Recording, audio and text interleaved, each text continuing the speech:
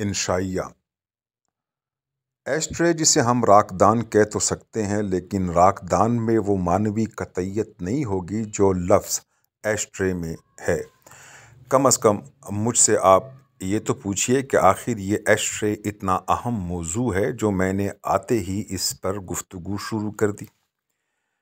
میں ہی اس کی وجہ نزول بیان کر دیتا ہوں۔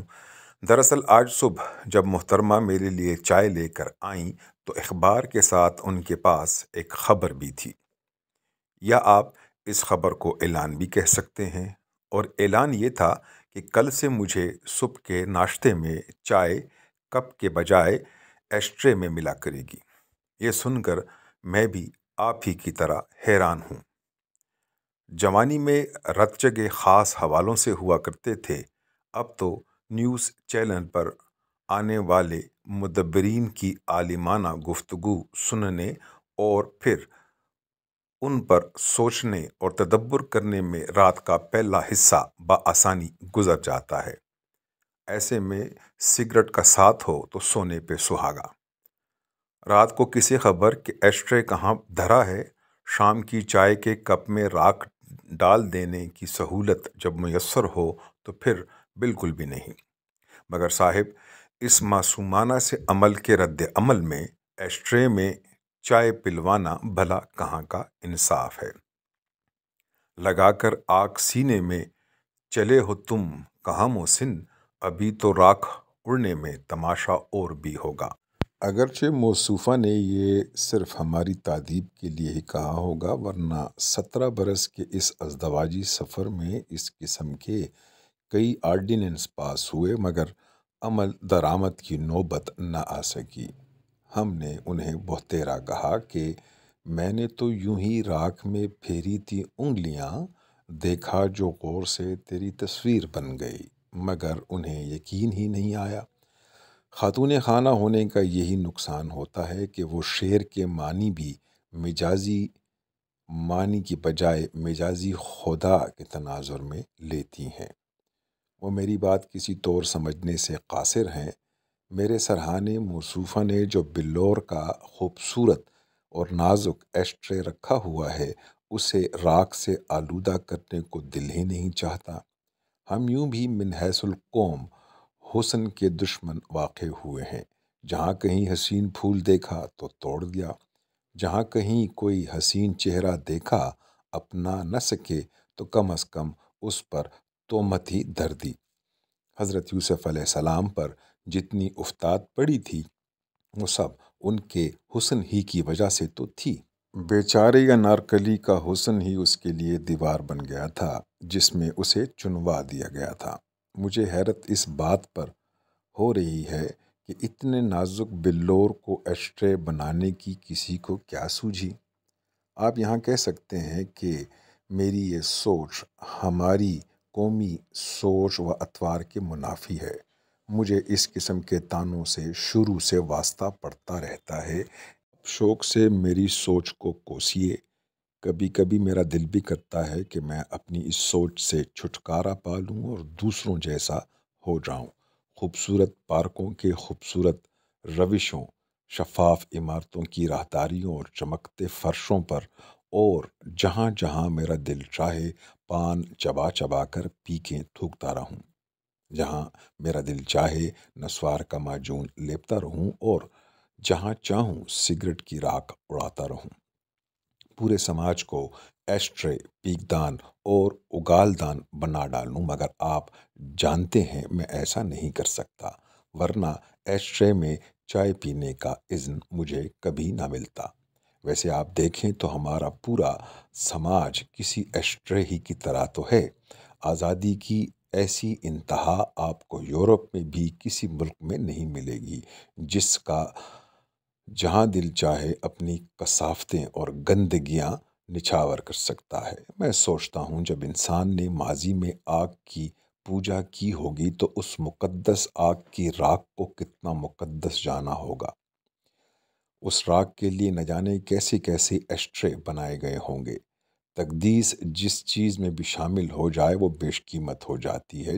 جیسے ہندو اپنے پیاروں کی چتا کو جلانے کے بعد اس کے بدن کی راکھ کو پوتر بنانے کے لیے مہا پوتر گنگا میں بہا دیتے ہیں تاکہ مرنے والے کی آتما کو شانتی مل سکے۔ میرے خیال میں گنگا دنیا کا سب سے بڑا ایشٹرے ہے، ایسا ایشٹرے کہ جس نے لاکھوں کروڑوں انسانوں کے پاپوں کو اپنی گہرائی میں سمو لیا ہے۔ افسوس کہ یہ پاپ ختم نہیں ہوئے اور نہ ہی انسان نے جیون میں پن کمانے کی کبھی کلپنا کی۔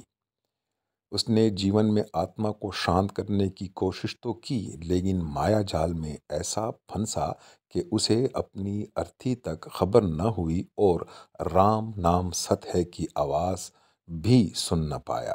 اب جو بات میں آپ سے کہنے جا رہا ہوں، اسے سن کر میری ذہنیت کے بارے میں کوئی رائے قائم کرنے سے پہلے میری معصوم شخصیت اور میرے بے داغ ماضی کو ذہن میں ضرور رکھیے گا۔ بات دراصل یہ ہے کہ ایش ایک حسینہ عالم کا نک نیم بھی ہے۔ یہ نک نیم بھی بڑی عجیب چیز ہے۔ نہ جانے انسان ہر چیز میں اختصار کیوں پسند کرتا ہے۔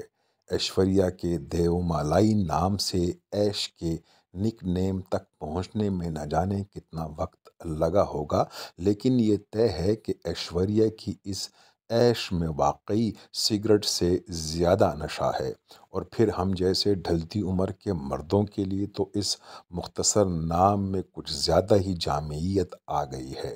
آپ اس ایش لفظ کو ٹرے کے ساتھ ملا کر محسوس کر کے پڑھیے۔ ایش ٹرے جیسے کسی باربیکیو میں ٹیبل کے گرد بیٹھے لوگ ویٹر کو ہاتھ میں اٹھائے ٹرے میں روسٹ مرغ مسلم کو لاتے ہوئے دیکھ کر جو وجدانی کیفیت محسوس کر سکتے ہیں، میں بھی ایش کو ذہن میں رکھ کر ایش ٹرے کے لفظ کو ادا کرتے ہوئے ایسے ہی وجدانی سفر پر نکل جاتا ہوں، جس سفر کے ہر پڑاؤ پر خوشبوئیں، عطربیزیاں، لطافتیں، کثافتیں اور نہ جانے کیا کیا کچھ دکھائی دیتا ہے۔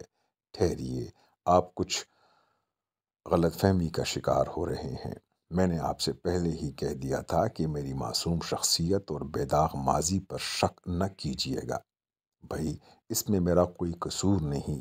جب سے جدید دور میں پوری دنیا ملٹی نیشنل کی کالونی بنی ہے، میڈیا کا دیو حسیناؤں کو ڈھونڈ ڈھونڈ کر اسکرین کی زینت بناتا ہے۔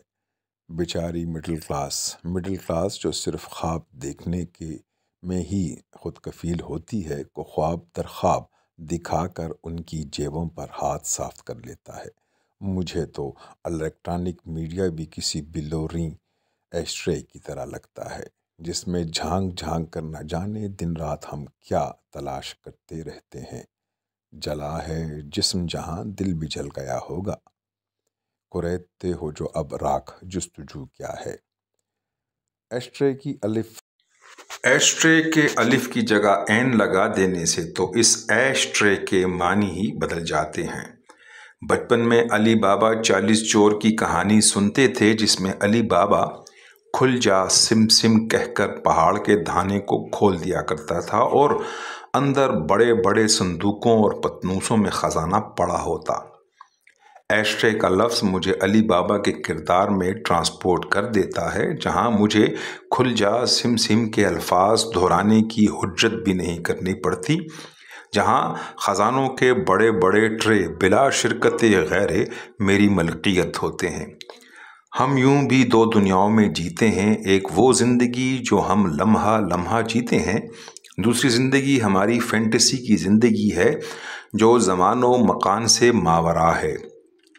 ہم اسی زندگی کو حقیقت کے روپ میں دیکھنا چاہتے ہیں، جس میں ہماری خواہشوں کی تکمیل دکھائی دیتی ہے، اور میں تو اسی ایش ٹرے والی زندگی میں زیادہ جیتا ہوں، کیونکہ اس زندگی میں آزادی ہے، مکمل آزادی۔ مگر کیا کیا جائے، کبھی کبھی تو واپس اس دنیا میں بھی آنا پڑتا ہے۔ ایش ٹرے کی زندگی کا لطف لینے کے لیے اگر ایش ٹرے میں چائے پینی پڑ جائے تو کوئی مذاقہ نہیں۔